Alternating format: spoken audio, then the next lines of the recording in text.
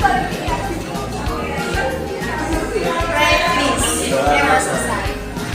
Ya, di sini ada yang udah hadir. Kalau gitu saya absen terlebih dahulu ya. Iya, Bu. Tony, Haikal, Nazar,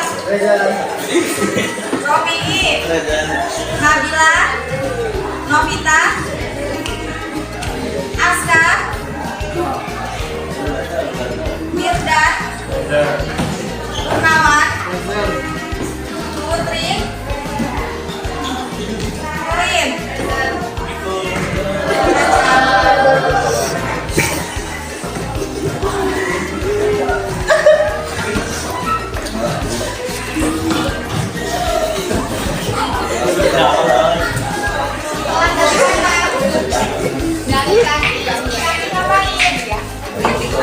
nongkrong ya.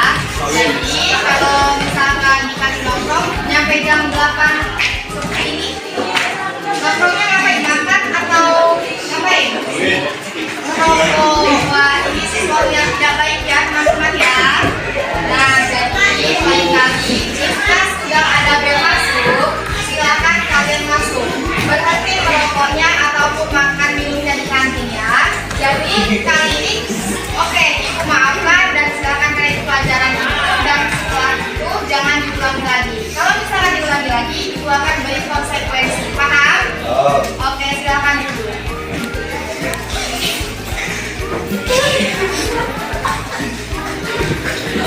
Oke ya, hari ini hadir semua ya? Hadir. Oke, jika hadir semua, sudah siap untuk belajar bahasa Inggris? Iya.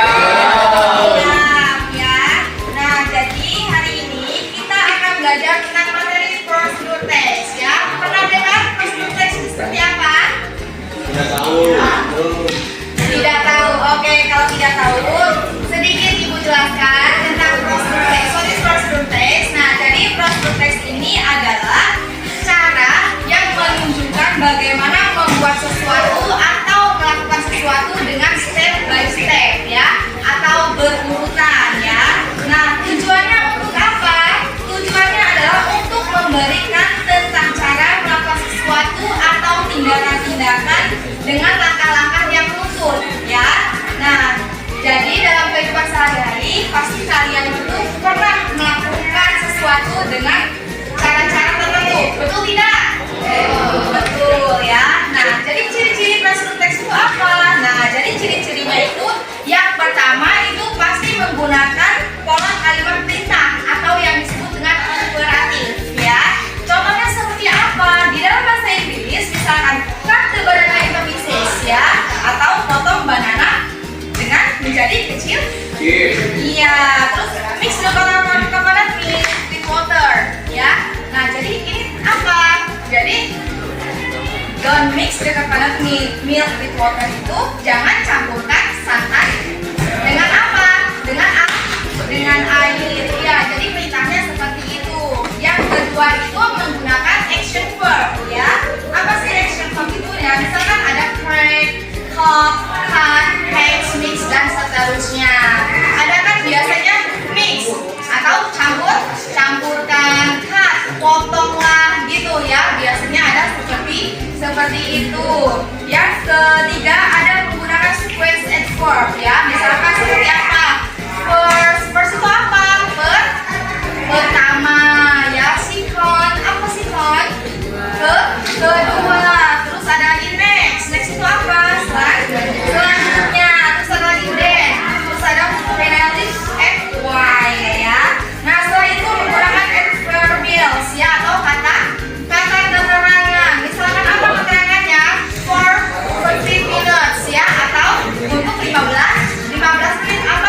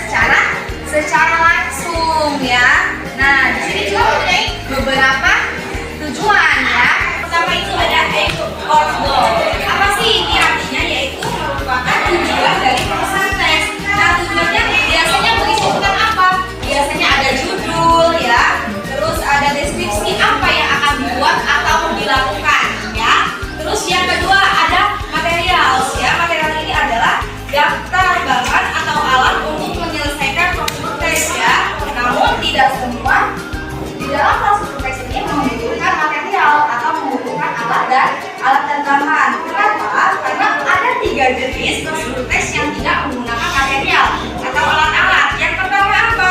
Yang pertama itu prosedur tes yang menjelaskan bagaimana melakukan sesuatu instruksi secara manual ya, atau bagaimana sesuatu dapat bekerja. Misalkan nih contohnya apa? How to use the television. Jadi apa? Bagaimana cara menghidupkan televisi ya. Yang kedua ada phone. Berarti bagaimana cara menggunakan handphone, terus bagaimana cara menggunakan rice cooker ya.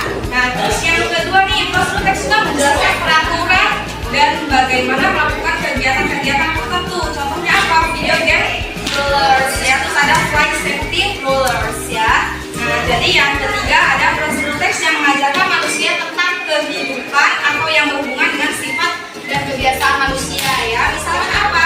How to be happy. Bagaimana cara membuat bahagia gitu ya. Nah, ini biasanya apa? Dari diri sendiri. Bagaimana nih cara bikin kita bahagia gitu ya. Yang kedua ada juga how to be useful for someone. Yang ketiga how to get the boyfriend. Bagaimana cara mendapatkan kekasih atau mendapatkan pacar. Biasanya itu tidak memerlukan alat, tetapi berpikir bagaimana gitu ya. Kenapa ribut ya? Kalau belajar tidak boleh ribut. Coba silakan fokus perhatikan ke depan ya. Jadi silakan kepalanya jangan taruh di meja, angkat ya. Oke, paham ya? Silakan perhatikan. Nah, di sini saya akan memberikan contoh ya. Contohnya apa? Kalian sering kan membuat nasi goreng? Sering tidak? Sering ya. Nah, di sini ada beberapa contoh yang mungkin saya akan beritahu step dari saya ya. Yang pertama ada 2 cups of garlic atau 2 siung bawang putih ya. Terus ada 2 onions ya, atau 2 bawang merah. Ada sebutir telur. Terus ada 1 tablespoon of vegetable oil ya, terus 1 sendok minyak goreng. A cup of rice ya, sepiring nasi. Terus ada garam dan ada garam ya. Cara membuatnya seperti apa? Pertama-tama potong kecil bawang putih dan bawang merah. Kalian seperti itu tidak? Ya. Yang kedua apa? Ada panaskan minyak goreng di wajan penggorengan ya. Ada tidak yang tidak dipanaskan?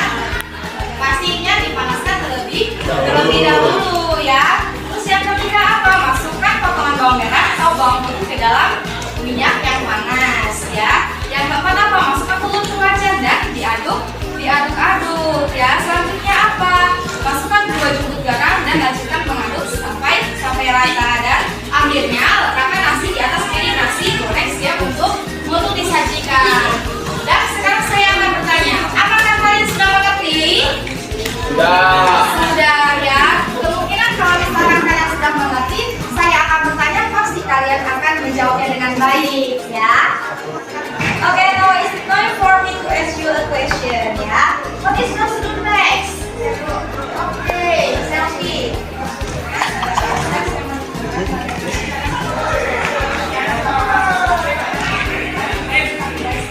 Oke, good job buat saya. Tepuk tangan buat saya.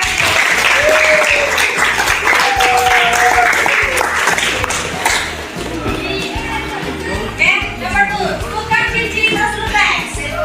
Oke, Amel, silakan.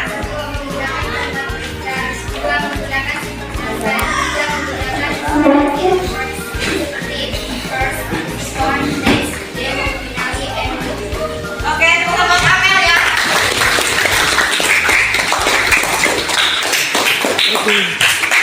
Oke, yang ketiga, ada berapa jenis teks prosedur yang tidak menggunakan material?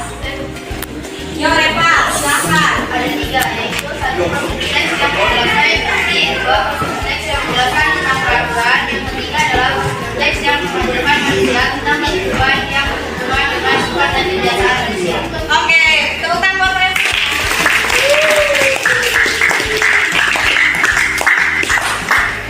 Oke semuanya, di sini kalian sudah bagus ya untuk menjawab pertanyaan-pertanyaan dari materi tersebut ya. Nah, jadi di sini bahwa kalian ini mendengarkan, memperhatikan apa yang saya sampaikan ya. Semoga ini bermanfaat untuk kalian, dan di rumah silahkan kalian kembali dan mungkin hanya sampai di sini materi kita saat ini ya. Ibu Assalamualaikum warahmatullahi wabarakatuh. Wah.